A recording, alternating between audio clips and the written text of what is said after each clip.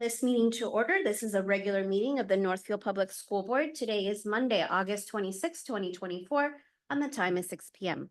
This meeting is being live streamed and recorded. The recording of this meeting will be posted on the district website as soon as possible.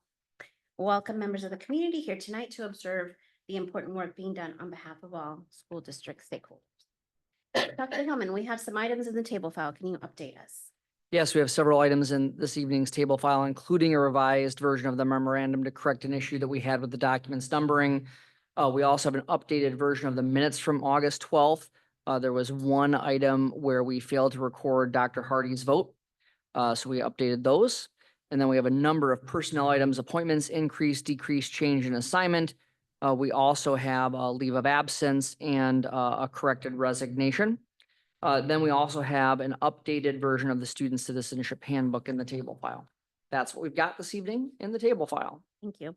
We will add these items to the agenda as we move forward. If there are no objections, we'll add these items to the agenda as we move forward. Okay, is there a motion to approve the agenda as presented?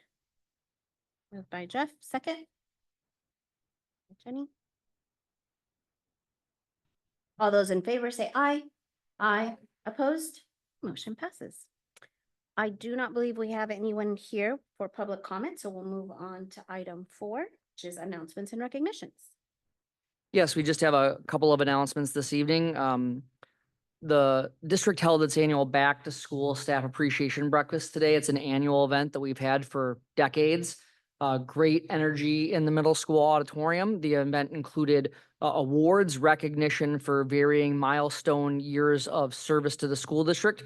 We even had a 40-year employee today, which was great, who had retired and smartly was on vacation today, but John Schnorr had completed 40 years of service at the end of last year. And then we also had 3 amazing student speakers today. So I want to share with you this evening the awards that were shared today. So the Friend of Education is presented by the Northfield Education Association. That was presented to Greenville Park Elementary volunteer Ricky Thompson. Educational Assistant of the Year was presented to Stacy Gary from Spring Creek Elementary. The Outstanding Service Award was presented to Northfield High School Administrative Assistant Lori Christofferson. And the 2024 Northfield Public Schools NEA Teacher of the Year goes to high school art teacher Catherine Norrie. And so really a celebratory day for those award winners and all of the folks who earned recognitions for their years of service. And then the student speakers were just heartwarming. And so Colin Morris, a 5th grader at Spring Creek, was one of our speakers. Quillen Britton, an 8th grader at Northfield Middle School. And then Aki Gupta, who is going to be a senior at Northfield High School. He is out of the country and he recorded a video, sent it in. And again, just such heartwarming student speakers talking about the love that they have for their teachers, how much they enjoy the Northfield Public Schools, the difference that people have made for them, even some good jokes about, lunch portion sizes and things like that. And one person asking their English teacher not to correct their grammar until after the speech, which is so all sorts of good humor demonstrated by our students. And so just another great event today. I want to thank all the folks who helped make it happen. Aaron Bailey in the audience here tonight, along with Marianne Mosier and Rachel Caspers and Anita Ozzie, of course, child nutrition staff who provided a continental breakfast for staff, custodians, all the people who put it together. It's just really one of the things that people really look forward to each year. So that's our only announcement this evening. Very good. Board members, do you have any announcements or recognitions you want to share? Okay, Amy. So I just want to sort of second everything that Dr. Hillman said. It was a lovely way of energizing the staff, all of the staff for a new school year. And it's always a fun event to be part of. And I just want to ask Dr. Hillman, well, first I want to congratulate Erin Bailey on 20 years. So I think she's here, so we can publicly mention that. But I think it's also important, Dr. Hillman, to mention the people who had the 30 and the 35-year recognitions. Could you mention those, please? If you can give me one moment, I got to pull it up here.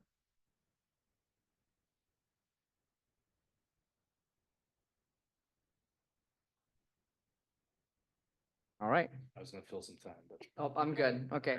So we'll again, we mentioned at the beginning, we mentioned 40 years of service for John Schnorr. John was a longtime speech language pathologist for the district. And we had joked that he and his wife are on vacation. I think his wife made sure they went on vacation today so that he wouldn't come back for another year. But John, just some great service to the district over the years. 35 years, we recognized Bubba Sullivan today, high school English teacher at Northfield High School.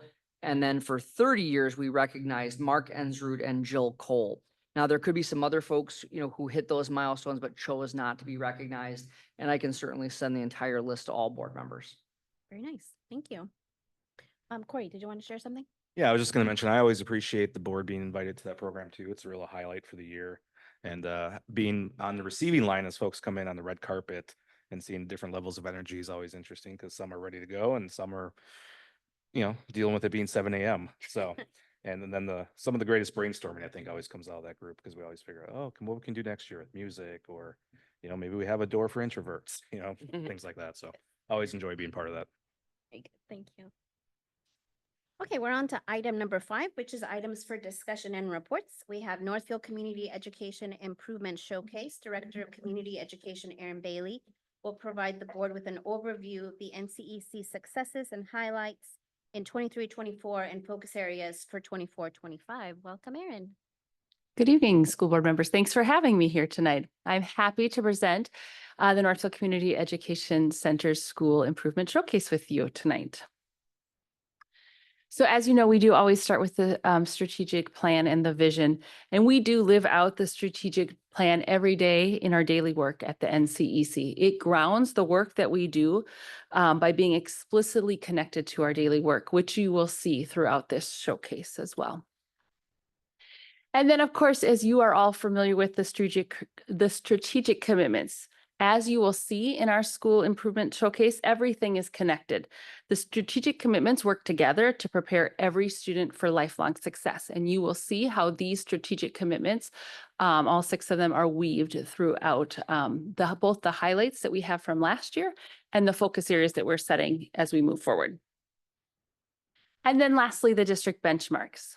A lot of the work at the NCEC is heavily connected to and focused on benchmarks 1, 2, and 11. But our last focus area does touch numerous of the benchmarks, as you likely saw in the narrative as well. It was exciting this morning to be able to share this in school improvement plan showcase with the staff at the NCEC during our building-wide meeting. And in doing so, it was easy to see that the purpose of sharing the success stories, identifying the focus areas, aligning to the district's strategic plan, inspiring action, and aligning these efforts, I could watch it come to life this morning in that building-wide meeting, which was really fun to see and share this with the staff at the same time. So as we dive in and reflect on some goals from last year. So I picked 3 of the goals we had in our school improvement plan last year to highlight the results for this year. So goal number 1 was, as measured by the 2024 parent survey, the average score for I received positive phone calls, emails, or notes about my child from the school will be 4.68 or higher, which is an increase of 0.1 from the 2023 survey. As you can see, we did not go up in that area, but I am excited in a future slide to show you our parent survey results, because overall, it is truly a huge win for the NCEC, even though this one goal did not go up. When we set this goal last year, 4.68 was the lowest score we had in the survey. So I think that is very telling. On a 5-point scale, we had set this goal because that was the lowest score we had. So still doing really strong work there. Then the second goal last year was based on the 2023-24 hand-in-hand preschool assessment for our afternoon students. Students of color would perform at the same level as their white peers. As you saw in the narrative, the hand-in-hand preschool especially continues to serve a diverse population, and we continue to work to make sure all students have a fair opportunity to reach their full potential. So I'm excited to share that the students of color in those Monday through Thursday afternoon classes performed at the same rate as their white peers. And then lastly, through the work of the department and the building, we partner with the Community Action Center for the food shelf. So the last goal was around a partnership that the food shelf would distribute more than 500 50,000 pounds, excuse me, of food this year and serve more than 250 unique households. And as you can see, the food shelf out of that space at the NCEC, which is small, but very powerful, more than 80,000 pounds of food was served. This is from July 1, 2023 till June 30th, 2024. So certainly meeting the needs of a number of households on the, especially on the north end of Northfield. So then as we get into some highlights for this last year, the bold is the, at the top would be the benchmarks that these highlights address. So again, we are seeing success of students being ready for kindergarten as they exit the Northfield Community Education Center. So we are focusing, we decided the STAR Early Literacy Test will come up here yet this fall for students, but we're going to focus on the data we had as students, the cohort that left our building in June, just so that you have the most recent data. So of those two, the early ventures, 88% of those early venture students were kindergarten ready as determined by the PELI, which is the nationally normed reading core assessment. That assessment also determines, assesses math skills, and 100% of those students in the early ventures cohort were kindergarten ready in the early math inventory. So continuing to see really strong success out of early ventures. And then for hand-in-hand preschool, 93% of students were kindergarten ready as determined by the assessment we use in preschool. And that would mean they were in the green or the yellow for the total score. And the assessment we use is approved by the Minnesota Department of Education. One other, as you saw in the narrative, just a highlight in this area, when I met with Hope last summer to kind of talk through what we were, where we saw some areas we could support incoming kindergarten students. Hand-in-hand preschool does hold the largest number of kids enrolled in one area as they enter into kindergarten. And so we had kind of looking through that, had learned that according to our preschool checklist, rhyming was kind of an area that students were not coming in as strong as we were hoping. So we did have one PLC team focus heavily on this year. And they saw, they really were watching those scores drop and were able, or excuse me, really working to see those scores rise. And so they did reach their goal with their targeted population, as you saw in the narrative. But I think, again, really showing that the work that we were putting into the school improvement plan was really taken into life, and staff members were really using it in their daily work and in their PLC work as well.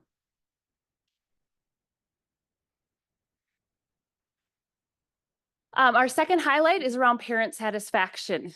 And I put the entire parent satisfaction survey for 2 years in a row in here because I think it is worth sharing. The fact that 2 years in a row, the NCEC has received very high ratings from families on the student education parent satisfaction survey. So you can see in 2023, our overall mean was 4.66. And then last year in 2024, it was 4.59.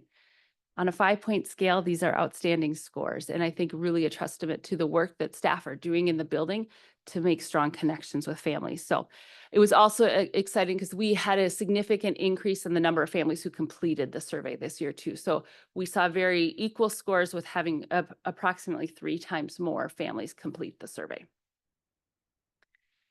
And then the last highlight from this past year is just around partnerships. And so I mentioned the NCEC food shelf, and you can see that in that picture, the small but mighty space that we do have there, just to highlight, again, the amount of food that they served out of that space. Just so that you have a concept what 2,145 visits looks like. That space is open from 3 to 7 every Thursday night. So we're averaging over 41 visits each of those Thursday nights that it is open. So again, really quite a busy place. Then we also house at the NCEC the early childhood navigators, and you can see that they worked with 116 children ages 6 and younger from 105 families. And these were a total of 3,197 interactions. This again highlights our work of trying to connect with families early. So these navigators are building relationships with families. They're also helping to support the work out of the NCEC, whether that is getting students enrolled in programming, whether it's helping to complete paperwork, scholarships, child care county assistance paperwork, whatever it might be. So we are really working with them to build those connections in the early childhood years. And then lastly, on the bottom, you'll see a picture of adult basic education, the driver education training we offered in Spanish this summer. Adult basic education is a program of Northfield Public Schools. So where it ties to the partnership is it really is a connector for those who attend that program, in that it connects them to other resources in the Northfield community, which is a huge support for those families. So adult basic education last year saw huge growth in student contact hours, and student contact hours are how we track adult basic education. It's also how we happen to get paid for it. So they had an increase in 48% of student contact hours from the previous year into last year. So continuing to see strong interest in that programming and strong attendance. And as you can see, the driver education program that was taught in Spanish. We are fortunate to have a driver education teacher who is fluent in Spanish. So he taught that class, and we plan to do that again during this school year as well.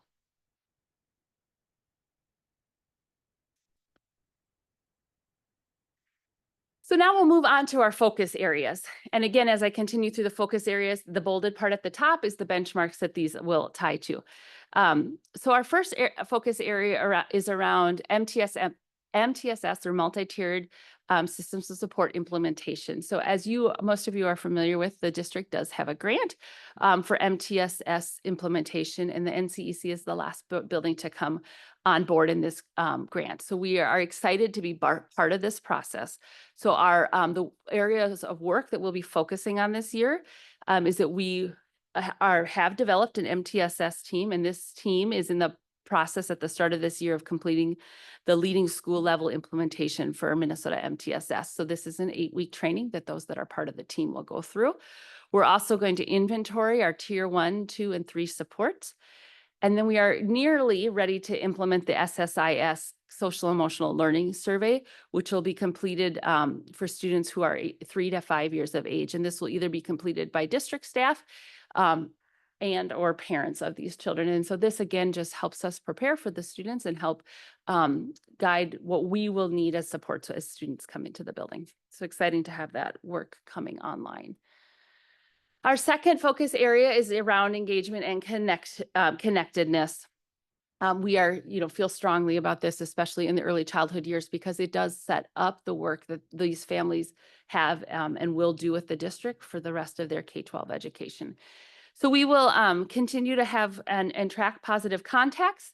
We make sure that every child in the building has had a positive contact by October 15th and then again by March 15th. And so that can be from anyone in our building. So we track how those are happen, but they could be from a service provider who meets with them. It could be with a home visitor. It could be with their teacher. Any number of people can provide those positive contacts. We then have weekly and monthly communication. So we obviously use Seesaw as our platform. So we're sending out regularly pictures and updates to classrooms. And then we have monthly newsletters for each of our program areas too. And depending on how the frequency of which a child is attending the NCEC, that is how we base the communication on them too. One of the really exciting things, we always meet as a team so we met end of May, start of June last year to get feedback from the different program areas in the building at the end of the year to help drive the work as we move forward and help drive what we want to focus on for next year, what we would potentially put in the school improvement plan, even though we have not started that work yet. And one of the, especially out of hand in hand, making sure families knew about volunteer opportunities, making sure they knew all the times they could come be in the building, whether that be for different celebrations, whether that to be to read a book in the class. So we are really making sure we have robust opportunities for parents to come into the building, see the spaces that their kids are in, and engage with programming as they would like. And then I, again, will offer rounding conversations in October and April for all staff that are interested in it and have consistently had more than half of the staff participated in those areas. And then lastly is around program expansion. So I think what is also exciting as we have these conversations is that at the last of school year is that program areas really wanted to see themselves in the school improvement showcase. They wanted their programs highlighted. They want to know that where they fit in and what their part is. And so we really focused a lot on program expansion. And as you can see, this work touches a lot of the benchmarks. It touches beyond kind of what are the typical first two in the early childhood years and just the community education programs. So I'm just going to highlight some of the areas that we are doing this program, planning for this program expansion this year. As you know, we were awarded in late June voluntary pre-K slots. So we are, one of the program expansion obviously is launching the successful launch of those voluntary pre-K slots that will allow for 28 students to attend hand-in-hand preschool at no cost. Another area is continuing the work with all of you around early ventures and just having that conversation about the childcare needs in the Northfield community. ECFE is offering a new afternoon baby and me session and an extended list of drop-in and play opportunities. These drop-in and play opportunities have really been a great opportunities for people, low commitment, come see what the building's like, meet staff, and get a first contact with the school district. So we have expanded what we're doing in that area. We're also adding a ECFE class for kindergarten families. We have a large group of ECFE, I guess, the children have graduated, they're moving on to kindergarten, but the parents aren't ready to quit those connections. So when we often get asked for support through ECFE as kids enter into the elementary. So we will also launch our first class for what are actually parents of kindergartner. ECFE funds can support up to third grade. So we will be happy to support these families as they continue the journey with their students into the elementary schools. The Birth to 3 team will continue their PLC work from this past year. They had a goal last year that was around improving attendance at home visits. So as you may know, we have a handful of staff that do home visiting for students that are not yet enrolled in a program in our building. And I should say, sometimes they're home visiting, sometimes these visits are happening at the NCEC. But as you all know, the regular attendance also helps improve outcomes for kids. And so they worked really hard and they actually increased their attendance by 10% last year on their home visits. So they are continuing to work on that goal and continuing to use the strategies they found successful last year to make sure those home visits are happening. Recreation and enrichment programs will continue they conduct surveys following each of their program areas around satisfaction. And then, of course, you all have seen our brochure, or at least I hope you have. This is the cover of the fall brochure that had arrived in mailboxes in early August. The recreation and enrichment will offer 10 new course offerings throughout the 3 brochures that we have this year. As I mentioned, adult basic education, because of the increased demand by students of wanting to take classes, we are expanding our morning class. That class has typically been offered on Tuesdays and Thursday mornings. It will now be Tuesday, Wednesday, and Thursday mornings. And then, as I mentioned, we'll have another driver education training in Spanish. And then finally, community school and the middle school youth center, which are our free out of school time programming happening at all 3 elementary schools. And at the middle school, we'll serve 1,000 students. That's an unduplicated count for this year. And we'll have at least 245 students who will participate in 50+ hours of programming. So with that, thank you, and I will take any questions. Thank you, Erin. That's fantastic. Glad to hear about the parent involvement and the expanded programming. Sounds just like a great opportunity. Board members, do you have any questions or comments? Corey? Hi, Aaron. Thanks for the great Yeah. showcase. A couple questions for you. Mhm.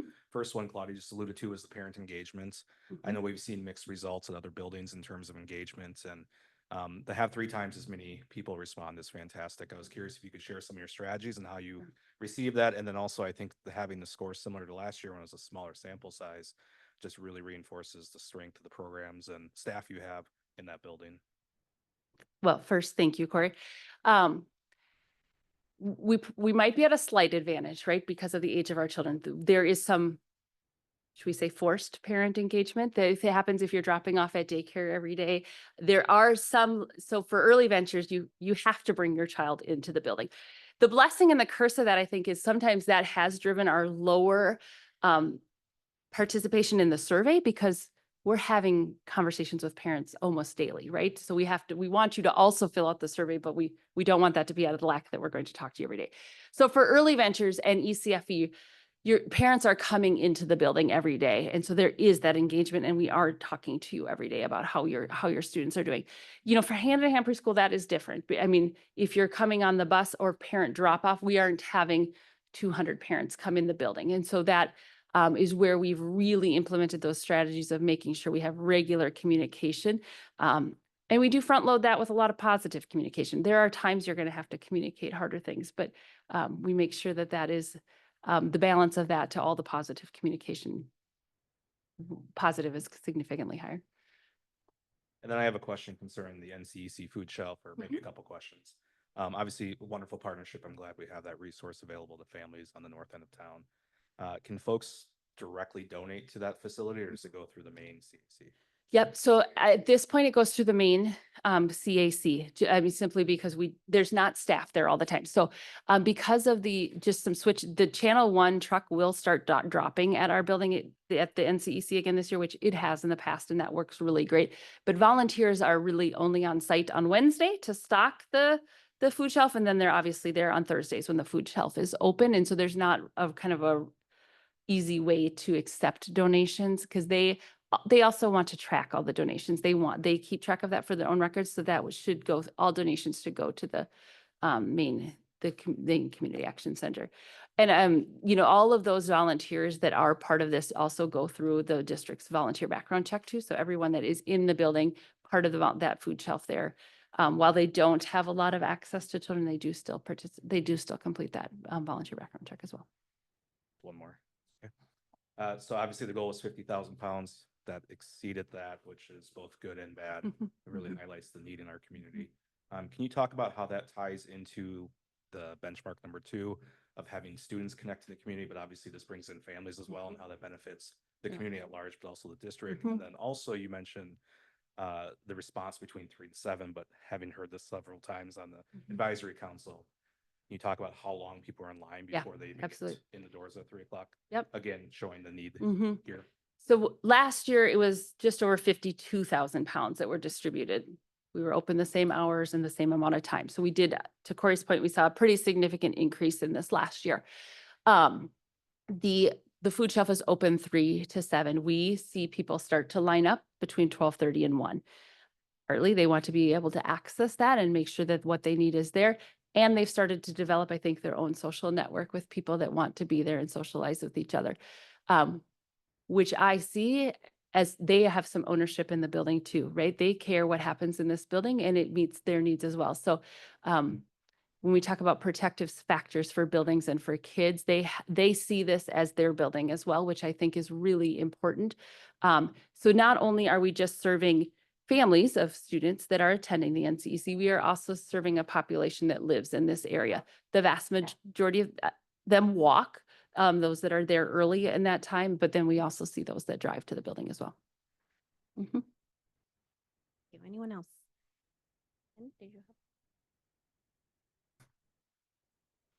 Thanks, Erin, Yeah. as always. Follow up to Corey's question. So what's the limitation in terms of just the hours for that food shelf right now? Staffing it has been historically. So the first year or 2 we were at the NCEC, it was open first 2 nights a week, then it was open Tuesday morning and Thursday nights, and truly it's been a staffing issue for the Community Action Center. So they've had, you'll often see Carleton volunteers that are staffing it, along with potentially a work study student and some adults that are part of the CAC, but staffing gets to be the largest challenge. Staffing through volunteer or a paid position through the. So there is a paid person that is the overall manager of the food shelf. Most of those that are at our site are volunteers, except for the ones that there's probably one paid person on Thursday nights and some that are there when they stock on Wednesdays. Just another quick question, the focus area 2, what's an example of positive contact? What does that mean from a just practical standpoint? I think in your slide you talked about positive contacts. I just was curious as to what that actually. In focus area number 2? What that actually represented. Oh, the positive contacts. So those would be, so what those are the ones that will happen by October 15th and March 15th. And we let teachers and staff pick how they want to do that. So it could be a CISA, a personalized CISA message home, a caught you, which are little sheets that we have that say caught you, and then whatever it might be. We have postcards that are tailored to the NCEC. It could be an email, it could be a phone call. So we don't dictate what that exactly has to look like, but we have lots of options that staff can choose from based on what the situation is. Thank you. Amy?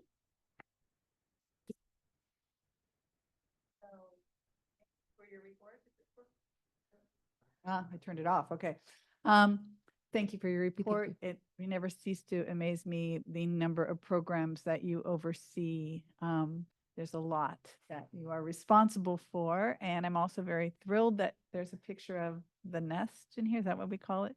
You are at that, what you are looking at is construct, but yes, you are, Amy, the nest is one of them. So Well, it's the whole area called. oh, the whole area is called the Grove.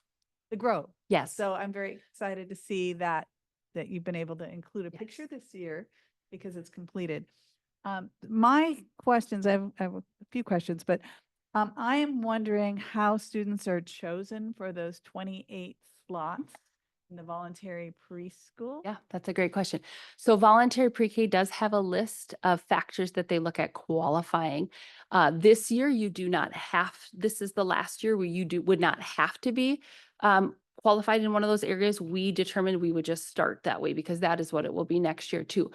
So there's income level, it's homelessness. There's a list of them that I can get to you. I don't have them all memorized, Amy, but I can send you. But there is a list that is put out by the Department of Education of qualifying factors of how this year it would be how you should prioritize the students. Next year it will be how you have to enroll them. We started with that's how we're enrolling them now. But they are essentially students who might have more needs. Yeah, they're- educational needs. Yeah, than they're your cut. average student. Yes, I would. Yes, they're risk factors that are similar to maybe if you saw targeted services or other state funded programs that are the students or family is experiencing. Excellent. And then I was wondering why there were two different assessments that you use for kindergarten. Why not use the same assessment? Are you talking between hand-in-hand preschool and early ventures? That's a good question. We've always had we've been fortunate enough the last couple of years to have a reading corps member there. And so we've been using that. We have been kind of waiting, the state, and Hope could talk about this, is talking about changing the assessments that we've used in pre-K. So we haven't been looking to put any more on that assessment. And now as we are a voluntary pre-K site, we have to choose from one of 4 assessments that the state has. So those voluntary pre-K classrooms this year, if you have a student that's a voluntary pre-K student, we're going to be in the messy middle this year. They are moving to a new assessment because we are required to, because it was also short notice. We will have 2 assessments in hand running this year, which is not ideal, but then it allows us to do better training on what will be the new assessment across the board going forward. Okay, 'cause I was thinking it would make sense to be able to compare the two Right, programs, yes. and if you have different Yes. assessments, it's less. That you are right. And so we could, we have not paid in early ventures for an assessment where this assessment that we will be going to in hand is also a paid assessment, so that there's a cost factor in that as well. We also then, when they get to elementary school, we do have that STAR early learning test that then Hope is out. She's saying, no, that's maybe changing. So maybe she'll have to give you an update, but we have done the assessment as they enter kindergarten, which then is also a baseline for everybody as well. And so we can see how they did when they come in. Hope and her team has been kind enough to pull the data, the cohort level data. And so we are able to see then too how students have entered. And then I have one more question. How did you get the word out about the Spanish speaking driver's education to the people who would want to hear about it? Yes, well, we have a lot of students that are at our building in the adult basic education program. We also promoted it through the Community Action Center, both at our food shelf and at other sites. The early childhood navigators helped us. We hung signs around town. We used social media. And we did all of the communication in Spanish. So we were targeting the audience we wanted to see there. From the photo, it looks like you were very successful. Yes, that is true. We had to close registration, which is why we're doing it again. Thank you. Anyone else? Jenny? Thanks, Claudia, and thank you, Erin. The assessments for both early ventures and hand, how many times a year is that given? Just Yeah, once? that's good. So nope, they're all, both of them are assessed through, the reading core is assessed 3 times. So there is a fall, a winter, and a spring assessment. hand in hand, we assess in the fall and we assess again in the spring. And we would do a mid-year check in the winter if somebody's kind of on the watch list for progression, just to see how that is moving forward. So not in the hand in hand one, not everyone would be assessed in the winter. And then this has to do with kindergarten, so maybe, I don't know if you'll be able to answer this or Mhm. not, but, and then for a comparison to then our incoming kindergarten class, is there a way to find out then how those scores compare with the non-NCEC students? Yes, I'll invite Hope to the, Hope will have lots of data. Hope can better answer this question, but yes, we do. We do track that cohort level data, and the only reason why I was shaking my head about the early literacy test is because the READ Act is now driving what assessments happen in K. And STAR early literacy did not make MDE's list. So we are switching that assessment this year. But we Hope and her department do a great job of tracking. So we also share this with every preschool and childcare center who would like to be part of kind of a data sharing agreement. And then we also provide them with their cohort level data too, so they can see how things are going in their settings, and they can share that information with their families as well. And then, how many, I know you said that there was a large increase of the parents Mhm. participating in Yep. in the survey. Do you have the numbers, the percentage Yep. overall? So we had 70 parents participate in the 2024. Compared to then how many It was like previously? 19 the year before. And then what percentage is that total overall? Oh, that's a good question. So we would have about 400 students in the building between, so Early Ventures has, again, coming this year, 85 students. Hand in Hand preschool, when all is said and done, will have about 185 students. And right now, ECFE is sitting at about 85 students too. And then there's some mixing and matching, that we have some registrations that happen 3 times a year. We have some that'll move in and out, but we're typically end the year with about 400 students in the building that we've had touch points with. And then you are developing an MTSS team? Yes, For the first time? correct. Who will that team consist of, or is it just going to be overall, all teachers and staff? No, so it will consist, so it'll be myself, it'll be a couple of the program leads. Breezy Barrett, who is our ventures coordinator, Sarah Line, who is our early childhood coordinator, Annie Cruzy, who's our early childhood special education coordinator. And then it will have some staff as well. So we will have a general education teacher from Hand in Hand, a special education teacher from Hand in Hand as well, along with our school social worker and our school psychologist. Thank you. Jenny, And did you have Just another? one more question. And then you mentioned the volunteer opportunities in your communicating with families. Are those opportunities within the school building or outside? Yeah, those would be within the school building. So that would again be opportunities, and this is driven, also staff want to be able to see parents be able to have opportunities to come in and engage with their children in learning. So it'll be in festivals or celebrations that we have at the school, if they'd like to read with students in a number of ways. And all of those that will come into will go through the volunteer background check before they're coming into classrooms as well. Great, thank you. Mhm. Rob? You probably knew this a long time ago, but can you remind me how the initial contact is made with the early childhood navigators, how Sure. they find each other? Yeah, so the navigators are located in the NCEC, so that's really positive. So the initial contact, whether it happens with the navigators or whether it happens with a staff member at the NCEC, the Growing Up Healthy runs evenings in the park all summer. We've also had a staff member from community education at those. So that's often an entry point. Those evenings in the park are held in various high density housing neighborhoods around the Northfield community. So that's often an entry point. We also, the state of Minnesota runs a kind of a Help Me Grow Child Find program. And so we do receive some funds from the state in order to help do outreach in the early childhood years, both to get kids connected to the school district and to community resources too.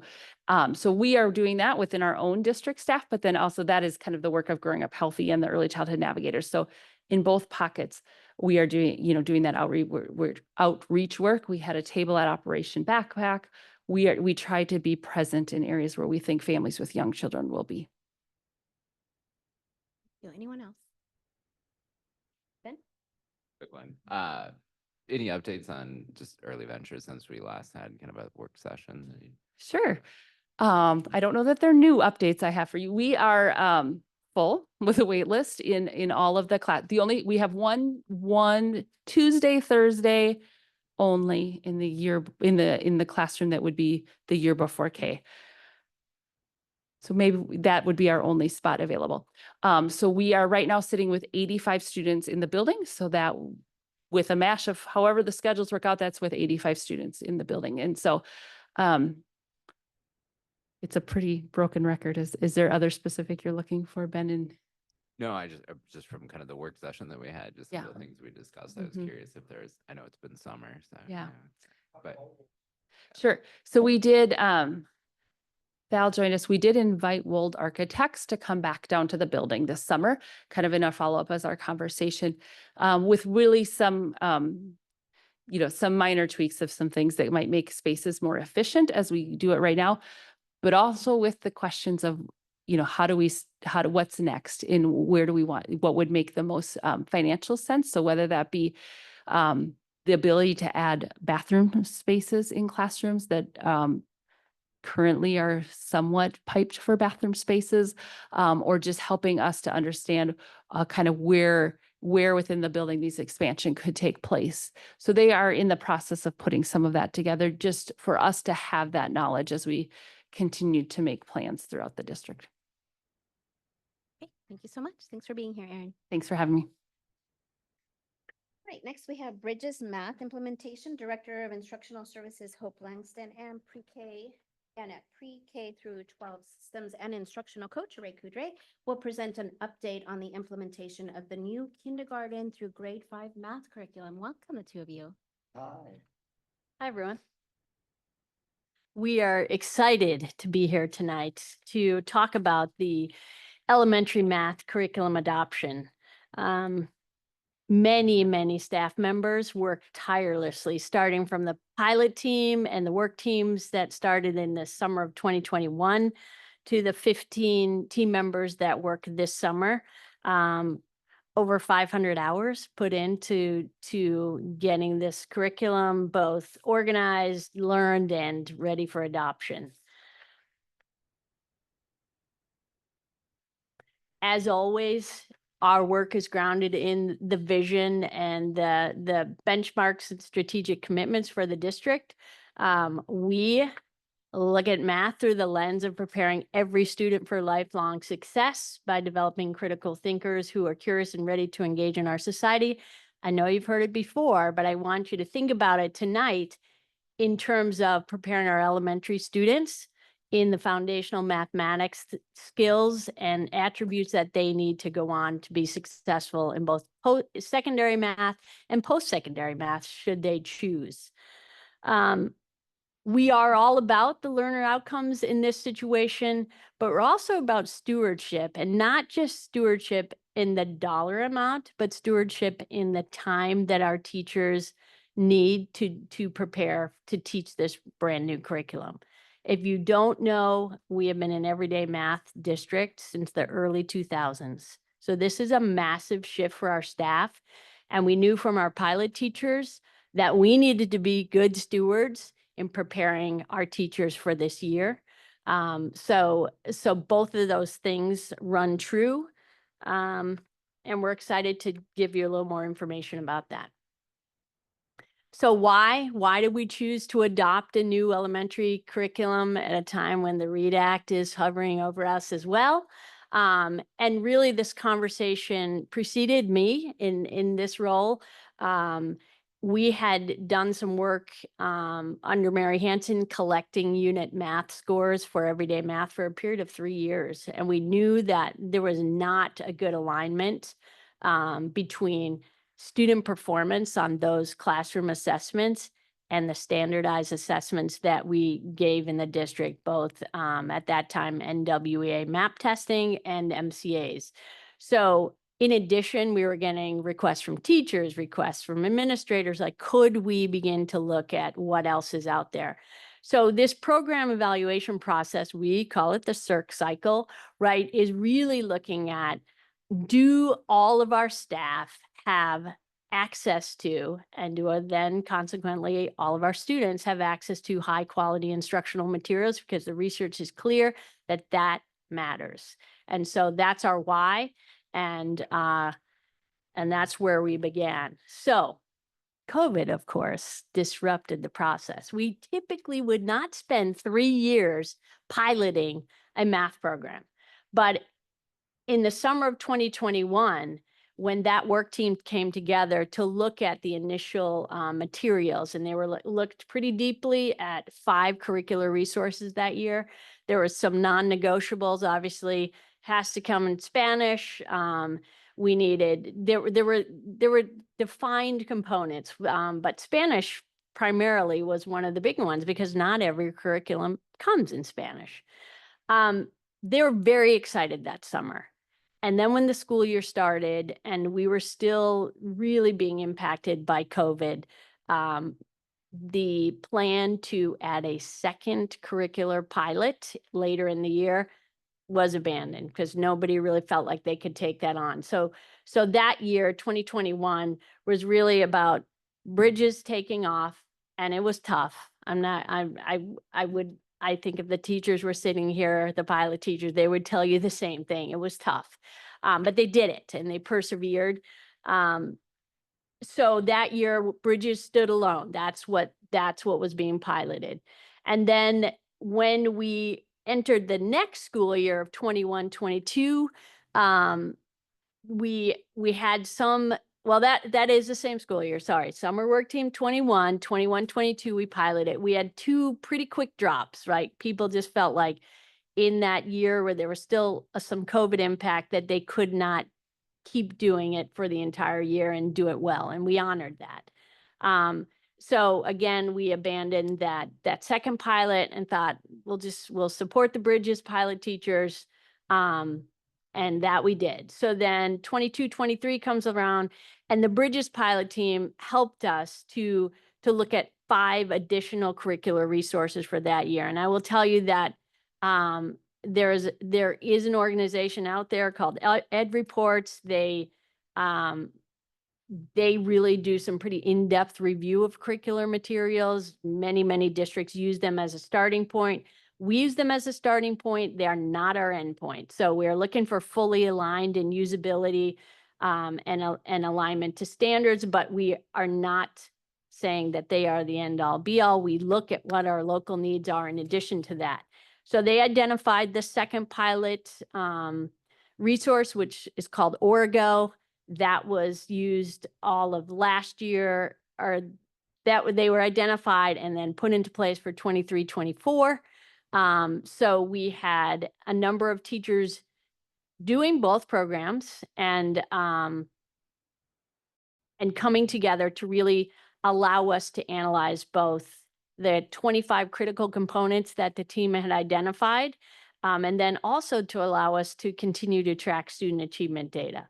So in the spring of 24, both groups of pilot teachers, Origo and Bridges, came together and in one room right upstairs reached consensus based on those 25 components that Bridges was the way to go.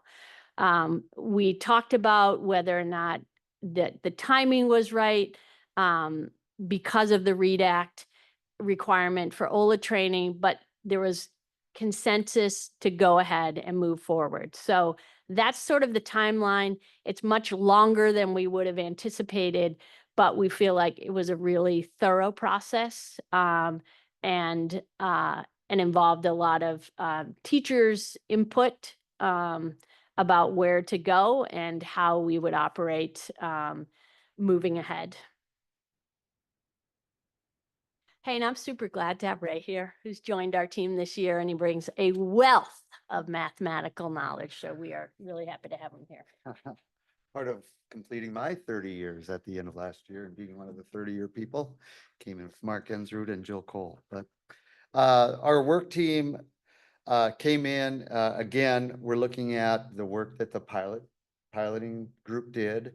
And kind of an interesting little side note that I came to really respect is the curriculum that we chose, the bridges that the teachers chose, is a much heavier lift for teachers than the Orgo, which was much more of a sort of plug and play, and they were pretty adamant about choosing the one that worked best. So they chose the one which had the most work, which is why we ended up with this summer work team, where we put together a team of 12 teachers along with some support staff, so 16 people total, somewhere around 500 hours. We collaborated with TNTP. I'm guessing you're all familiar with TNTP. That's a 4-letter acronym, which is one more than the normal TLA. But it was really a stress on what is high quality material look like and why is that important? And it's one of the main drivers, that high quality material and then effective teaching practices. And the goal of the work team was to figure out how can we execute a plan to roll this out while we're also still doing the requirements for the READ Act.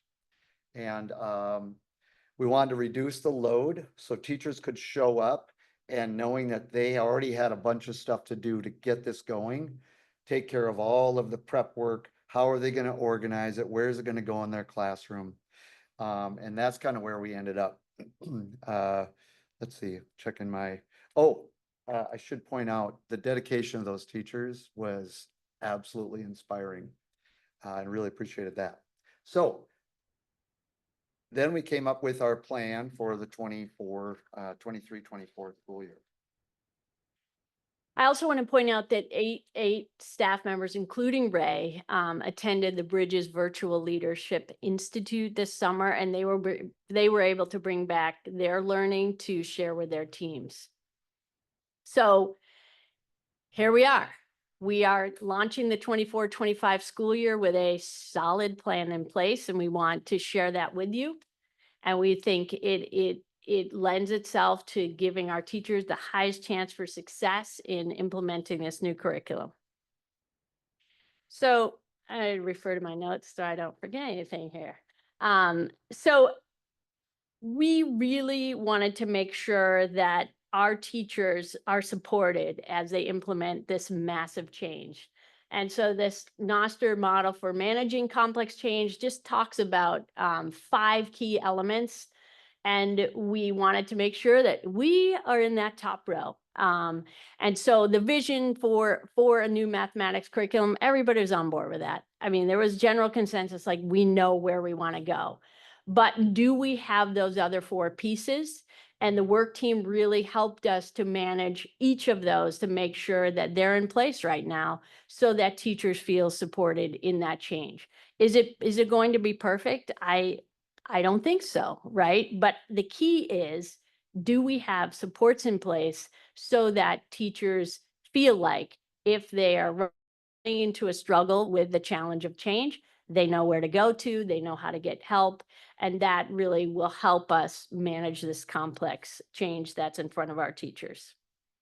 As a side note to that, we had a full day training with the people who developed the curriculum. Right here, we had every elementary teacher here. And during one of the breaks, I shared the plan with the trainers, and they said that is exactly, if they could plan how to do it the best way they could think of, knowing that they'd already learned how to do this stuff, is what we did. So did an awesome job with the plan. And the one that talked to me said we were the gold standard for implementation. Yeah. So onward. All right. So part of our plan is to provide support for our teachers as we go through the year. Starts here at the district level with my work, creating this position that I currently am lucky enough to be a part of. Then we have our teams at each building. You can see the lead over there, or the list over there on your files. We have a math lead at each building, and they're kind of like, if stuff goes wrong, that's kind of one of the places you can go. We have grade level implementation leads. We also have, we forgot to put on this, special education intervention leads at two of those, I believe, right? Three, one at each building. That would make sense. So we have a real strong support system for our teachers as the year goes along, because it's all brand new, and we're determined that they're not going to just flail and not have the ability to know where to go. And I also want to point out that these folks, and that's my error, because I need to add the special education intervention leads on there as well. Bridges comes with a standalone intervention program, and we believe it's going to really kind of join and align what's happening in the general ed classroom with what's happening in special education support. So we are very much excited by that. But for example, on the first day of workshop, these folks held Zoom meetings with their district peers to just very gently that first day walk them through what's in your classroom right now, because you showed up and there are new materials there. So what are they? How are they organized? And then on Wednesday, they will be doing a much more deeper dive into the materials and the steps they want every teacher to take to be ready for success when next week comes around. So these folks are going to be critical for offering on-site quick cycle feedback to teachers. And then we are, of course, always there to support. We'll meet with these groups monthly, but these folks are critical for being on site with the rest of their peers in the buildings. And then one of the things that we are going to use to make sure that the professional development occurs across the school year, we are calling teacher lab days. And every teacher, K-5 and every special education math teacher will have the opportunity in November, January, March to spend a half day both observing a lesson being taught by another teacher in another building at their grade level, and then to come back and debrief and do some further Bridges studies with their grade level colleagues. We know that over 90 of our staff at the elementary level will be participating in OLA training every Wednesday. So we believe these lab days and some other building PD opportunities are critical to helping them come together to have an opportunity to discuss math. Yeah, the lab days are really exciting. It's a little apprehensive at first, because you have another teacher coming in, but our hope is to just normalize the idea. I know my first 12 years here in Northfield, I moved from high school to middle school, and I shared with nearly every math teacher, high school to middle school, from 94 till 2006. And you learn so much when you are in other classrooms. It's just mind blowing.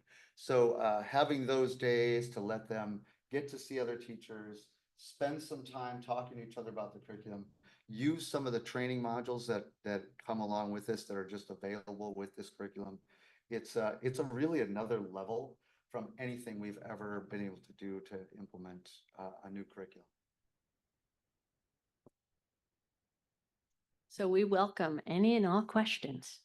Excellent. Thank you so much. That was wonderful to hear. I'm very impressed by the support that you've organized. Made me think back to the short time I was in the classroom and implementing new curriculum. Incredibly well supported. Good job. Board members, any questions? Hey, Rob. Thanks for that presentation.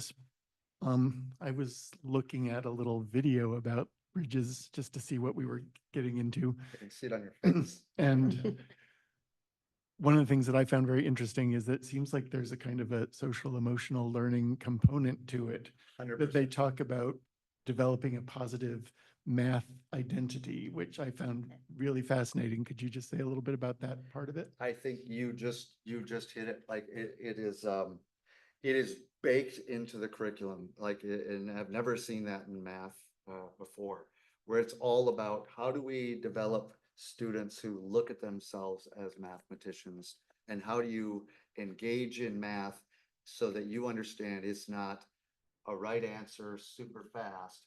It's a way of thinking, it's a way of doing, it's a way of just kind of approaching different problems and trying different ways and allowing students to productively struggle. And all of that, Rob, that's funny because that's when I started getting into this was the first thing I saw just popped right out of me. Yeah, so it's a huge part and it's all through everything we do. Yep. Corey. Thanks for being here, Ray and Hope, and congratulations, Ray, in your new position. Thank you. Just a real quick kind of follow up to what Rob said. Hope, I know you mentioned that the quality of Spanish was part of the reason for this. And then Ray, I think you had mentioned that it wasn't more plug and play, it was a little more robust. And I know in the narrative, there's some more examples of why this was selected, why Bridges was selected for those of us who aren't curriculum experts, which I think are none of us. Can you explain the differentiations between different curriculums and why ultimately, what drives you to choose this based on some of the curriculum that I'm seeing in the narrative? I can take this. So if you think about math in general, for those of you who've had kids go through it, for those of you who remember back to there, and even if you don't, you think about a teacher standing in front, they're showing you how to do it, then they kind of walk you through how to do it, and then they let you practice 25 or 30 times. And then this is all about essentially students working on things together around the room and the teacher walking around and helping. And the curriculum is made to sort of walk students through various problem solving throughout the time they're doing it. There are also two different components. It's called Number Corner, which is almost kind of like, would you say games, sort of? It's certainly play, but it's Well, in the lower grades, it's calendar time, but calendar time with a very specific math focus. And in the upper grades, it's a way for kids to explore their thinking about a mathematical problem that's going to be then tied into their Bridges lesson. Yeah, so the Number Corner goes along and walks them through these processes of thinking, and then the Bridges lessons jump off from there. So for instance, like, skip counting, you'd start by you'd go ones and 1, 2, 3, 4, and then maybe you'd go by twos, but they don't say, here's how you count by twos. They give you play situations to have to do that and eventually arrive at that as an efficient way. And then it sort of keeps circling back. So. Ben? Thank you both, and thanks to the team that put in a lot of hours this summer. Good thing. Just a couple questions, and I appreciate the comments in terms of emphasizing that people can be, mathematicians having conversation right before coming to this board meeting. I'm just not good at math with one of our kids. So that's encouraging to hear. I guess I had a question when you look at, curriculum across the board in terms of what's available to us. Obviously we've seen a lot around the science of reading and kind of comparing that to Fontes and Pinnell and all that, is there a risk that kind of the curriculum around math in the US is in a similar place? And then I'll ask a follow-up question. I get to take part of it. Bridges has been being developed for 10 years. This isn't a flash in time. This is the third edition. And to give you an example of how developed and how responsive this is, our pilot teachers piloted Bridges 2, and to a person, they say every single thing they saw wrong with the second edition was fixed, like everything. I actually went back to one of our teachers on Friday after we were done and asked them, like, did I hear that right? And they said, yeah, every single thing they saw wrong. So this isn't like, hey, it's new math, or it's just something that came up a few years ago. This is sort of like the intersection where we're kind of at with reading, where the science has really kind of come together in a very specific way. So Ray and I have had a lot of conversations about this, as I've had with Alex at TNTP, our consultant. There is a science of math movement. And I follow it because I try to live in what's coming down the pipeline, what is here in front of us, and how might we get ahead of some things. And I think the biggest thing that we've talked about is procedural fluency. And having kids be automatic with their basic facts, which will allows them to devote more of their brain power to solving more complex problems. So we've had a lot of discussion about that. And what we are doing is keeping our procedural fluency practice with Rocket Math. We know that they practice a different way in Bridges. And we think actually the two will work well to reach all kids, which again is our goal. But that is one of the bigger differences that we see. And so I feel super comfortable with this, and I watch the science of reading come down the pipeline. So I know that discussions are happening, but this curriculum, like Ray said, evolves and incorporates a lot of those same concepts. So That's helpful. And I think I heard you say at the beginning, one of the reasons to look at a different curriculum was kind of a discrepancy between sort of assessed competency within the classroom versus what we were seeing on some of the standardized assessments. When we look at a new curriculum, do we look, to see is that curriculum being used by other districts in the state and how that has I mean, again, these are kind of apples to oranges comparisons sometimes, and yet at the same time as a standardized assessment. So is that part of the evaluation criteria that we're using? we did reach out to, there's actually a great group in Minnesota that I'm a part of called the Minnesota Assessment Group, and they will do these surveys of their members, it's pretty widespread, the membership of what curricula are being used. And I did look at the spreadsheet to think like, it's not even like, what are you using now? The question was, what are you looking at? Right, in replacement. And Bridges has a strong showing across the state. We're lucky that we were able to, when we adopted Bridges 3rd edition is just out this year, because there's, like Ray said, they made changes based on teacher feedback and student feedback and needs that they saw. So there are some districts who are a little bit jealous that we got to go to Bridges 3rd edition and there was still Bridges 2nd edition, but it is widely used across the country, actually. Thank you. Anyone else? Amy? We've had some good questions here. So first of all, Ray, congratulations and thank you on 30 years. So we're happy that you're part of our district. My questions are kind of comments.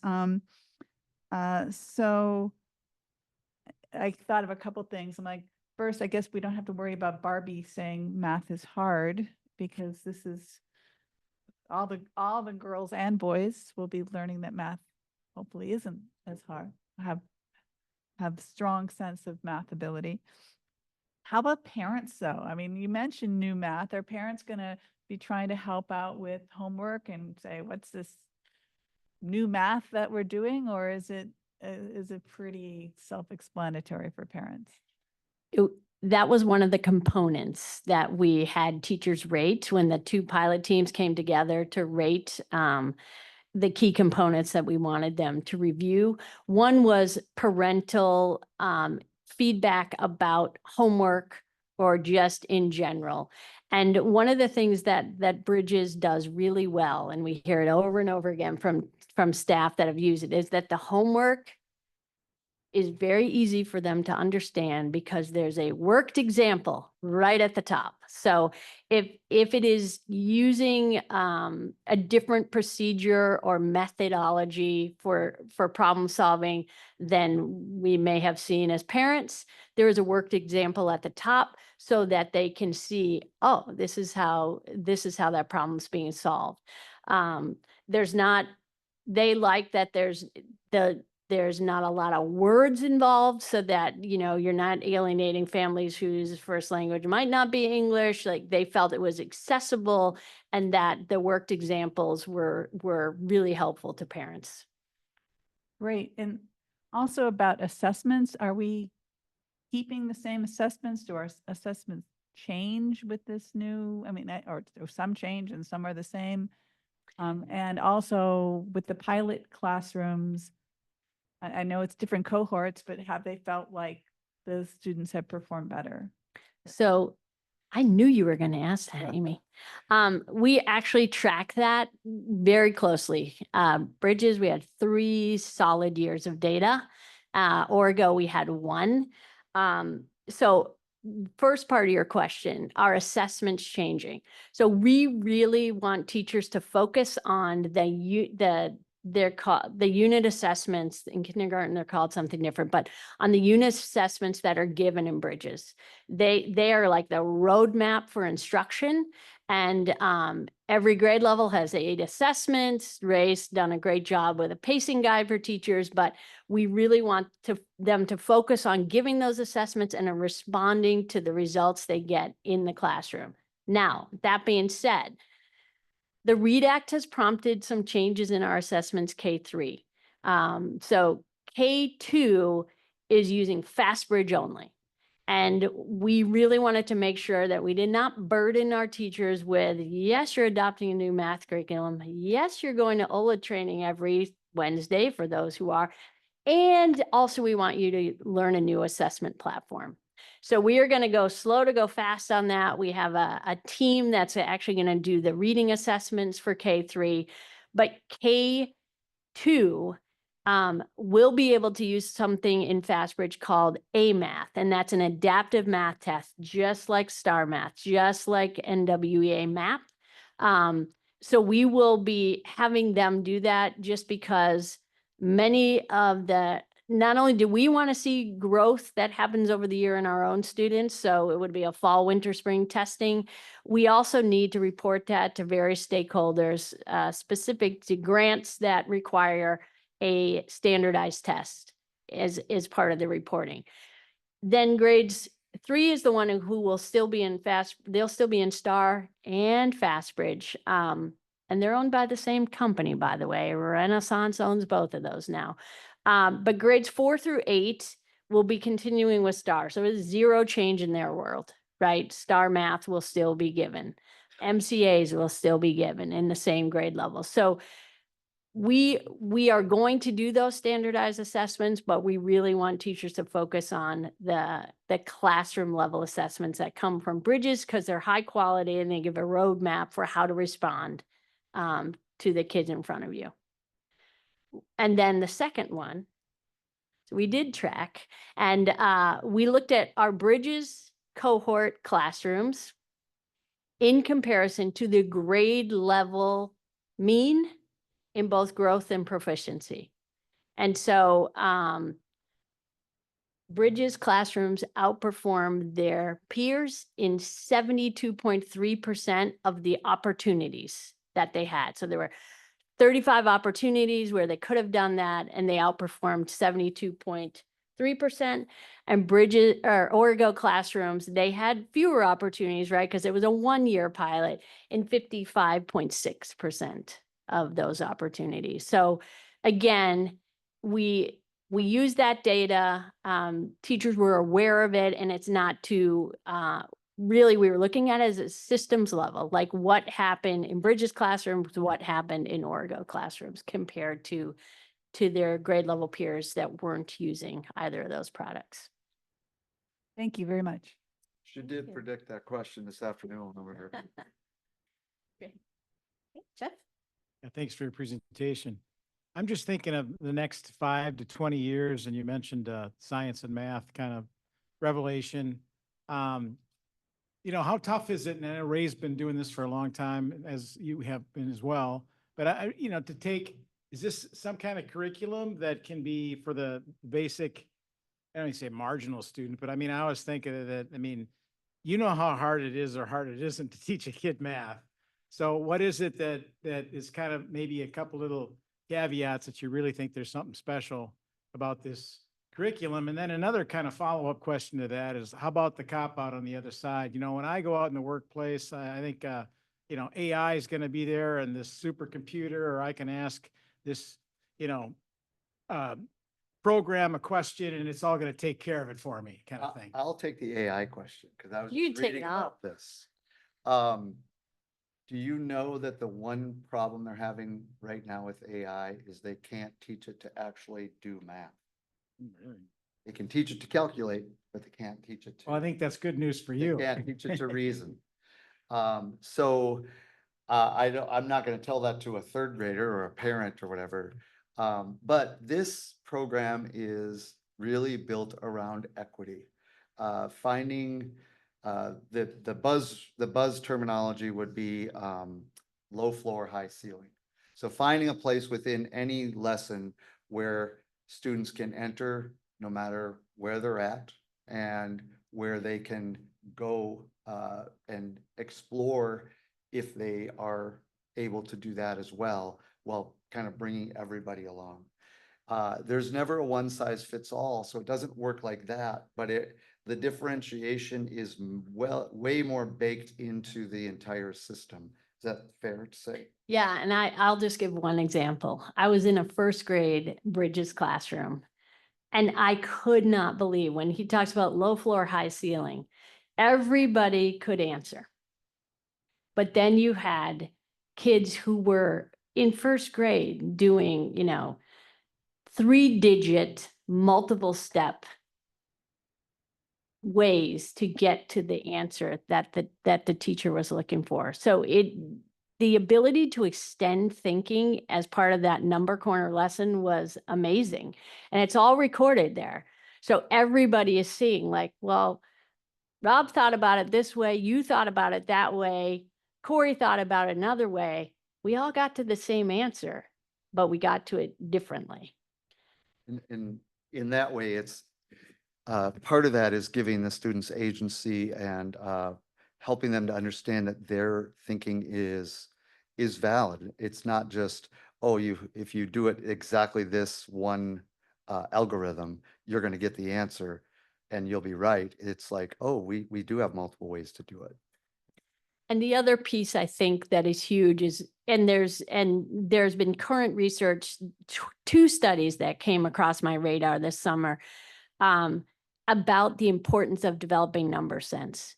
That it is just not about knowing an algorithm. It's like, can you take numbers apart, work with them, put them back together, and how critical that is, and how actually predictive it is of later math success. And this program is really solid on building those number sense skills in elementary school. Any more questions or comments? Okay, thank you very much. Thank All you right, for your thank time. you. Okay, item C is our superintendent's 24-25 focus areas. This will be an item for individual action at the next board meeting. Yeah, so each year, the superintendent submits focus areas to the board for their consideration. The purpose of these focus areas is really to help drive the progress of the district toward achieving our vision, our commitments, and our benchmarks. I think you're hearing even tighter alignment this year with each of the school improvement showcase presentations or the presentation that you just heard, really making sure that we're connecting and driving everything to the vision, the strategic commitments, and then of course the benchmarks. And so I am proposing 6 areas this year for your consideration. Of course, this is in addition to the regular 41 job responsibilities that are included in the regular evaluation cycle. And the first is really a follow-up on what we just heard, the mathematics implementation. And so one of the things that we have learned is that it is important to make sure that we are all in alignment with this kind of change. The Noster, the chart about managing complex change is real. And so the role that the superintendent plays in this is by making sure that the spotlight stays on it. So I'm not going to be providing professional development for people or training them, but I'm going to keep the focus and the spotlight on it. I will join for some of the teacher lab days. I will make sure that I'm communicating with teachers and asking how it's going. I will get regular reports from Hope Langston and Ray Coudray.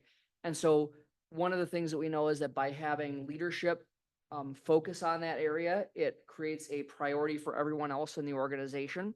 And so when we look at that strategic plan alignment, it aligns with people, learner outcomes, equity, and stewardship, as we had discussed in the curriculum presentation.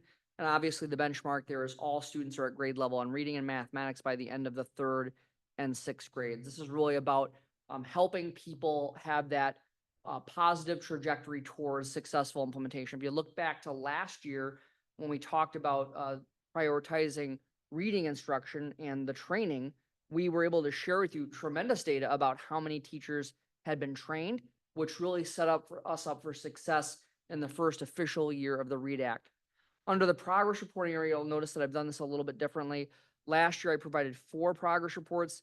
It got a little wonky there at the end between the one that came at the end of the 3rd quarter and the final report of the year. So I'm proposing that I provide 3 reports. It would generally be around that 1st of December, again, probably mid-March, just before the spring break. And then, of course, the final one at the end of the year. In each of the progress reporting areas, I'm sharing potential artifacts that I would share as part of evidence to achieve that particular focus area's purpose. So the first area is focused on mathematics curriculum, and I hope you really enjoyed that presentation. I think the really important part about the presentation that you just saw, it's not just about really thinking about how we teach mathematics, and mathematics is different than arithmetic, right? What you heard is a lot about logical thinking, and the question about artificial intelligence is a really appropriate one. If we really think about, like, one of the, there's are now jobs as prompt writers, people who work for companies who write these AI prompts. And these are folks who think mathematically, right? They may not be adding something together, they may not be computing, but they are thinking in that mathematical way. And we know when people think in that mathematical way, we can problem solve better together. So I just am so proud of that presentation. And then the other part is we've been working really hard about how can we take these systems. So in this case, you heard a lot about the CIRC cycle system, how they went about piloting and testing and suggesting and looking at revising and what's the right way for us to go forward. We want to be able to replicate that same system in every curricular area. It's program evaluation. It is about making sure we have the appropriate action plan to select, to train, and to implement, and of course, to execute those systems. And so this is another piece of this focus area. It's not just about mathematics. It's about how do we get that system down so we can replicate it with each particular area. The second proposed focus area is really around taking our career and technical education programs another level. We've made substantial progress this past year simply by integrating the agriculture education program. There's a renewed interest. You heard me say we have 45 students who are part of the FFA program in year 1.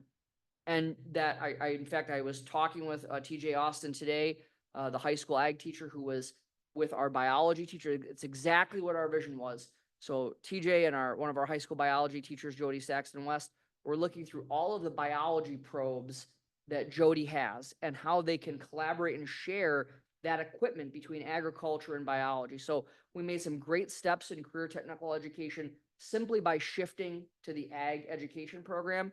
And now the next layer is how do we customize the programming for those students who are closest to graduating?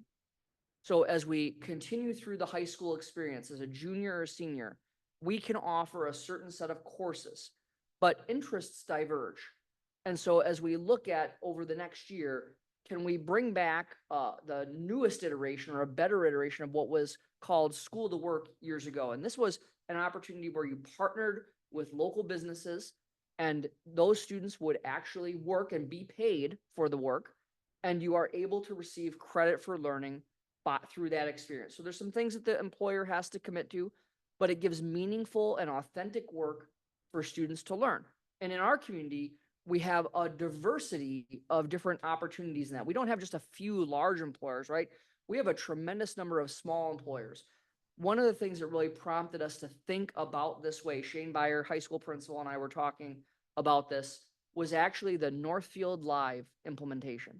So if you're familiar with Northfield Live, this is the streaming company that helps broadcast all of our local high school athletics. They also do a number of other things. And Lance Reeser and that crew have done an excellent job at getting high school students to not just commentate on the game, but do the video recording, running the boards, all of the things that it takes to produce that particular live streamed event. And we think these kids are given a lot of effort right in the evening. And this is really appropriate work that they're doing that they could earn credit for. So as Shane and I have discussed this with Mark Ensrud in the high school counseling office, we think that this is the right way to continue to diversify the opportunities for students to learn authentic skills in the workplace and be paid. We know that there are a number of students who really need that income for their families. And so by partnering this with this approach, we think we can solve some issues around attendance. We think we can solve issues around engagement. And we can also have a partnership with the community where they can also have access to some additional employees, people who already work for them. If you think about this, you could have a range of opportunities in this community, from literally a college research assistant to someone working at Culver's or at Menards, right? Or working with a local physician or local veterinary company. There's all sorts of things. We have this diversity of these small businesses that we think the partnerships are ready to go. And of course, this would also be dovetailing with our work with the Chamber of Commerce and the Regional Workforce Development Center. So this is the second proposed area. And I'll go through the strategic commitment alignment. Of course, we're looking at people, learner outcomes, equity, and partnerships there. And those two particular benchmarks that I see it aligning with are all students exhibiting physical, social, and emotional well-being. We know when kids are motivated, those things tend to come along with that. And then, of course, all students will graduate from high school with a plan to reach their full potential. I'll let you read the artifacts on the right-hand side. The third area proposing is really trying to look at the future of the school district and trying to develop our next generation of leaders. So we have long been an excellent place to teach, as evidenced by all of the milestone award winners today, people who have tremendous tenure in this community. And we've also had really great tenure with leadership. And what we know from a presentation by Phil Gore at the Minnesota School Boards Association Summer Seminar is that there is a correlation with tenure of leadership and student success, student achievement success. So we have a core of leaders that have been here for a while, right? We're fortunate to have that experience. How do we start to create the next generation of leaders from within the school district so we can have these handoffs so that we can keep the momentum going forward? And so this is something I've wanted to do for a long time. I'm proposing that we would create a professional, it's what we're calling the Northfield School District Leadership Development Institute. It would be around 15 hours of training. It would be enough to where a teacher would be able to get 1 credit for a lane change through the Professional Growth Committee. We've got that opportunity for local credit. I would construct the curriculum, the different topics. I would also make sure that I'm matching our current leaders and, when appropriate, leaders from other industries in the community or other districts to talk about these leadership topics, ranging from things about change process, school finance, which is obviously something that not a ton of people really get grounded in, but is really important. Human resources processes, curriculum change kinds of things, just giving people from across the system the opportunity to start learning some of these skills. And then, of course, through that, encouraging them to continue on to get their administrative licensure. It could be the other way around too. We might have people who already have administrative licensure who would want to participate to learn the methods, the tools, the systems that we use to lead the district here. And we really think it's important for us to have that stability and leadership over time. And so we're really excited about this potential opportunity. Again, this really hits all of the strategic commitments. It's about developing our people. It's about driving learner outcomes, because when people, even if they're not in a role, a formal administrative role, if they are in a role where they can exercise leadership and they can help people explain, oh, this is how this works and this is why these kinds of decisions are made, getting more people to understand how the system works, we think is an important piece that will drive additional learner outcomes. It is about providing equity and communication to people, stewardship, because we're looking at developing people from within the system so that they already have the history, they already have the relationships, and finally, of course, partnerships. And this really aligns with the benchmark alignment of all employees report satisfaction in the workplace. The fourth area that I am proposing is a partnership with KYMN Radio, and we would look at communicating school district stories by planning and executing a monthly podcast titled Profiles in High Performance. And the idea behind here is that we're very fortunate to have this wonderful local radio station that has all of the technology and the equipment to be able to record, edit, and broadcast these podcast episodes. I would look for people throughout the system who have modeled high performance. It could be students, it could be teachers, it could be custodians, it could be child nutrition workers. It would be people who really demonstrate a commitment and high performance related to our strategic commitments, our benchmarks, and our vision. And it would be intending to, we really believe in this notion of what gets recognized gets repeated. So when we recognize people for their specific good work, and we're able to tell that story, we think it has this cascading impact on the community, not only within the school system, but also for all of the other people in the community who can listen. And it's going to hopefully bridge a gap between people who maybe no longer have kids in school and getting to know some of the people who are doing great work for kids. And what I want to be clear, we're not talking about, the A+ student every single time, right? We are talking about people who demonstrate a real skill, and it could be in a variety of different areas. So this would be the first year of that. KYMN Radio has agreed to record and produce those segments for us. So it's a great partnership with a local community resource. Of course, this is about people. It's about equity. It's about communication and partnerships. And in this case, I'm aligning with all parents report satisfaction with their children's educational experience because they would really be one of the key target audiences so that a kindergarten family can hear about the high school teacher, right? And they can start to make some of those connections. I could go down the road with a number of other benchmarks, but this is the one that I want to try to key in on. The final two, the superintendent will continue leading an educational campaign to inform the public about the November 5th bond referendum. Again, you can see where that strategic alignment and those benchmarks are. And of course, we're giving reports to the board on that progress every meeting between now and November 12th of 2024. And then, of course, depending on the outcome of the election, this particular priority area could transform into something else. And finally, this is a focus area we've had for the last several years. The superintendent will continue to seek feedback from parents of Black, Hispanic, and Indigenous students to continuously improve BIPOC students' experiences and feelings of belonging. For those of you who are at the back to school breakfast this morning, you heard me talk about this, that inclusion is not good enough. It isn't good enough for us to say that you're included. We want people to feel as if they belong. And there's a difference between being asked to the table and feeling like you're part of the table. And I think last year, one of the biggest successes that we had was listening to our Black Parent Advisory Committee families about wanting to celebrate Black culture in Northfield. And that turned into the Juneteenth event, which was very well attended. And a sense of belonging was there that night for sure. And so continuing to make sure that we are engaging with traditionally marginalized demographic groups and ensuring that their voice is brought to the table and that they not only feel like they've been included, but as if they belong. And again, I've given the artifacts on the right-hand side.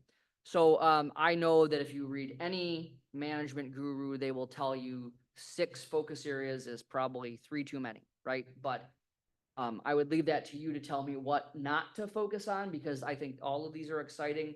There's varying levels of direct hands-on work for me, but they're all important in different ways. So those are the 6 proposed focus areas for the 24-25 school year. And we already did cut some. There were others that were on there that we did cut. Okay, thank you for sharing that. Board members, do you have any comments or questions on these focus areas? Okay, Jenny? Thanks, Claudia. Couple questions at a time, yeah. Sure. Okay, thank you, Dr. Hillman, for the summary. I have a question on the second focus area and then on the third. Did you want me to split up the Okay. 2? Okay. So on the second focus area, is that the same as the Minnesota Department of Education's work-based learning program development, or is this something entirely different that we're going to develop? I think there's some similarities, but we'd customize it to our particular circumstance. So we would use that work-based learning model as a way that we would look at developing it, but we would customize it to what works here, if that makes sense. It does, but then my question goes to, for licensing. I know that requires an additional Correct. endorsement. Yes. So then would we, but we would still follow the state's requirements for that. Yeah, so we would, next year, this year would be the year of trying to develop what is the right approach, what's the right program, and then determining. It is very likely we would have to have a person who has that endorsement. So looking at how do we integrate that into an existing position. We do have some people, I know we at least have one person who already has that endorsement. And so it's possible that we might be able to partner, depending on what this goes. This is a development year. So determining what is the appropriate licensure for the person or people who help lead the implementation or execution of that program, hopefully the following year. This is really that research year and developing a program that we think would work. And then, of course, following that is the licensure that would be required for that. Okay. And then I noticed you have noted on here that the program already exists for special education, the work-based learning. Now, does that teacher have I'm assuming they have to have the endorsement to teach Yes, that that is program? correct. Yep. So we do have, We do, that's the yes. staff member. Okay. And At is that, least that one. I think there's actually even a couple of more who have that endorsed, but I have to look it up. okay, great. And then on the third focus area, would that possibly include a goal of developing a teacher apprenticeship program similar to the Minneapolis School District? And I think Owatonna is also participating. So the third goal, I would say it's different than the teacher apprenticeship program. So the teacher apprenticeship program, my understanding, is working with a college where there are students who are preparing to be teachers and they're getting some additional experience. Their internship, if you will, is a little bit more robust than what the traditional student teaching experience is. So St. Peter's Schools also has something similar. This is not for bringing teachers in. This is about taking existing staff. It could be teachers, theoretically, it could be other people in other positions, and helping develop their leadership skills. So thinking about that teacher or other employee move to administration, by way of example. So the apprenticeship program is a little different because that's my understanding of it. In the two that you referenced, there's a partnership with a college or university that it's really more like it's more like what you think of as kind of a paid internship is my understanding. So that would be for developing teachers. This is for developing existing teachers or other employees in their leadership skills. Excellent. Thank you. Anyone else? Question or comment? Okay, Ben and then Amy, did you have one? Mhm. Thank you, Dr. Hellman. Next year, focus area could be to have 3 focus areas. Yes, there you go. Just a quick question on the leadership institute you're thinking about. What's the timeline and kind of size of cohort that you're thinking about for that group? Yeah, so the goal would be that I would say we would develop the topic areas between now and end of November. We would open the application for that process in the month of December. And then looking at probably starting in January, we're thinking 5 months, 3 hours apiece. It's possible that we may do 2 hours apiece and require 1 hour outside of the workshop to be able to prepare yourself and ground yourself in that. So the idea would be, it would be more of a winter launch. Could be accelerated, but that's just the current plan right now. And kind of running through then the end of the school year. Correct, Okay. yes. And I'm thinking a cohort of 15 for right now. I would be, if we had 17 people interested, I'd take all 17, right? But I think 15 would be what I think what the goal would be. I could see it being as high as 20 or as few as 10. Okay, thanks. Amy. Well, Ben just asked my question, but that's fine because I did have one comment. And the comment is, I do think these are this is a very ambitious list. And I appreciate that about you. I'm not going to try to talk you out of any of them because I think they're all in your wheelhouse. But I also am a little protective of your time because I know we ask you to do so many other things. But if you're confident with this list, I will fully support it. And I also wanted to add that there's one of the focus areas drops off in November, and then you have 2 that could possibly move on, be year round and move on to the next year. And so it seems like a lot too for me, but also feels manageable and doable. So good. And I just want to really emphasize, because in the past, the focus areas have really been we've tried to contain them in a nice, neat box in 1 year, right? There's been things that the final focus area is one of the few that has continued over the course of a couple of years. But if you really think about systemic change, rarely does it happen in the block of one school year, right? So it is possible. In fact, it's probable you may see one or two of these come back next year in a second phase, if you will. So one could be about development, the next is about execution, if that makes sense. So we are going to start trying to think about that, about more multi-year focus areas as well. Appreciate that. Okay, anyone else? Comment, question? All right, item D is the update on the fall 24 bond referendum. Yes, and so the goal here is to share a few things that we have done and what's coming up. The first thing I want to share, though, is we just did get some numbers from Ellers. So as you're aware, Ellers provides the on-demand tax impact calculator for school district residents. And so we were able to get some updates from them recently about how many people have used the tax impact calculator. So as of Friday at 3:18 p.m., there had been 185 total website calculations. That breaks down to 16 commercial requests or calculations, excuse me, and 169 residential usage of that. And then one other piece that Ellers offers, and this is one of those things around the complications of ag property, is that for specific ag landowners, they will they can submit some actual specific data about their property, and then Ellers will construct an individualized response for them based upon their property, because there's some complicating factors around which categories do parts of each agricultural property fit within. So that, you know, in that that's actually the 186th request right now. So I think that that's a really good value in terms of people being able to get that data specifically for them. Again, we just want people to be informed, then they get to make their own decision. That's what happens in democracy. And this is heartwarming to see as many requests using the tax calculator as we have. Since we've last met, we did provide the Chamber of Commerce State of the District, which was a combination of an update just about general school progress and the referendum presentation as well. We conducted second of four, presentations at 50 North. That was back on August 14th as well. Thank Val and Aaron Bailey for staffing the table at the third Thursday event on August 15th. I heard it's probably one of the best engagements that we had of those events this summer. And just to remind you, when we do that tabling event, you know, we have a table with district logo, and we have a spinning wheel that we ask people nonpartisan voter trivia questions. We have all of the plans there, the tax impact. And so really great engagement. It's just a different way other than a presentation to try to be able to get people in the know. We also had another tour on August 20th.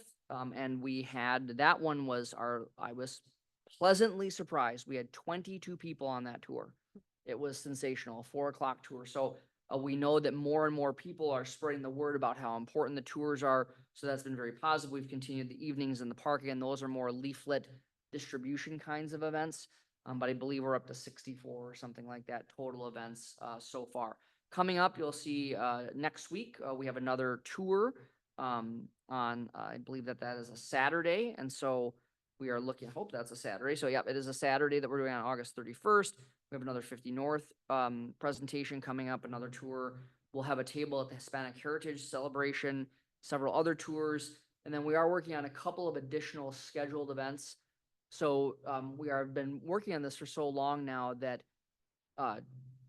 we typically, in a typical referendum cycle, you would do a public meeting, kind of like the one we did in March, or back in February, March, if you remember that.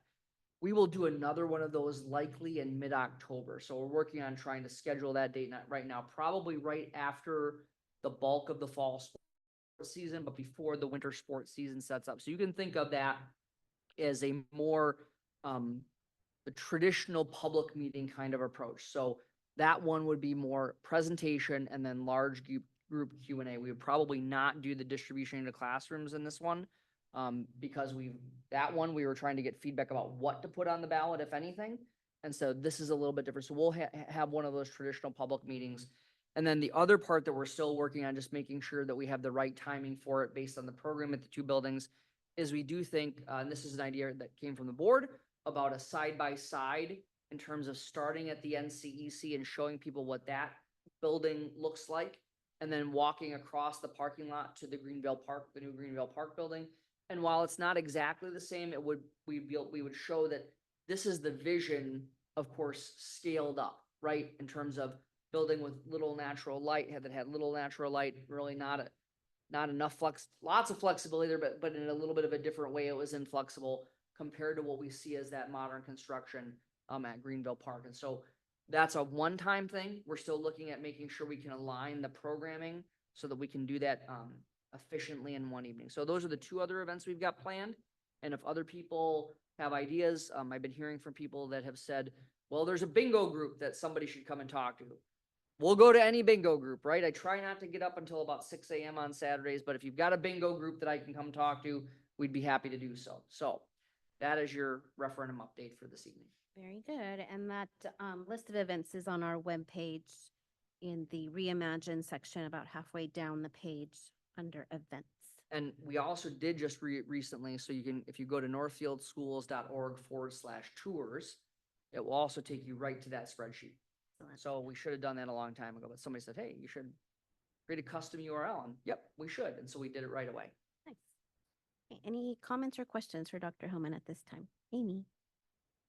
You didn't mention today's event, which had 500 people there, maybe? Yes, yep. So we've typically been reporting mostly now on what we call the external events, right? So the events in the community or in the public. Today, again, with all of this is the only day of the year that we have our entire staff together. We only have this one chance each year. So we did a number of things at that event today. Of course, we did all the honoring that we talked to you about before. We also discussed we did talk about the referendum. We also talked about our strategic plan, our vision, our strategic commitments, the benchmarks, the core performance expectations that we have for staff. So all of that was baked in, but I would say about a third of it was just regrounding our staff in what the district is pursuing, why we're pursuing it, and really talking with them about how they can be informed and what they can do if people ask them questions. We talk with people about on your own time and your own dime, you can certainly advocate in any way that you want, but while you're employed by the school district, we maintain a sense of neutrality and you make sure that you're giving facts and information and helping direct people to where they can get more information. So we help ground people again in what the what the ask is, where they can get more information, what are the kinds of things that they can do to help their friends and neighbors again be informed to vote beginning as early as September 20th. Anyone else? Question or comment? Very good. Thank you, Dr. Hillman. All right, we're on to item 6, which is our consent agenda. As a reminder, there were some personnel items in the table file added to the consent grouping. Is there anything anyone would like to pull from the consent grouping for separate consideration? Okay, is there a motion to approve the consent grouping? So Okay, moved by Ben, second. By Amy, thank you. All those in favor say aye. Aye. Opposed? Okay, motion passes. Next, we have our items for individual action, and we have one item tonight. There is an updated handbook in the table file, and this item for action is to approve the student citizenship handbook. I'll take a motion first, and then we can discuss. Is there a motion to approve the 24-25 student citizenship handbook? Moved by Corey. Second by Ben. All right, is there any discussion, question, or comment on the handbook at this time? Do you want to make a comment? Okay, Amy? I just want to say thank you for all the work that you and the staff put into really going through this thoroughly and updating it for to reflect what we're currently doing and what options are. I think it's a much more usable document. And along those same lines, thank you for going through all my comments from last week and really listening to them and making modifications. I did notice that. Thank you. Yes, I do think that we were able to make every change that people asked for. It might not have been exactly the same, but it got at what you were seeking. And so I could certainly go through those if people would be interested, but I think people have seen what those are. So that wasn't a substantial amount. It was just a handful of tweaks. Anyone else? Comment or question? Okay, we have a motion on the floor. All those in favor say aye. Aye. Opposed? Motion passes. Next, we have items for information. Do you have something, Dr. Hellman, you wanted to? We do not. We have no additional items for information this evening. All right, and then our future meetings, those are all regular meetings coming up, 6 o'clock in this boardroom, and the dates on those are Monday, September 9th, Monday, the 23rd, Monday, October 14th. That's all the business that we have tonight. Is there a motion to adjourn? Motion. By Jeff, second? There's second to adjourn? Okay, second by Rob. All those in favor say aye. Aye. Aye, opposed? Okay, we are adjourned.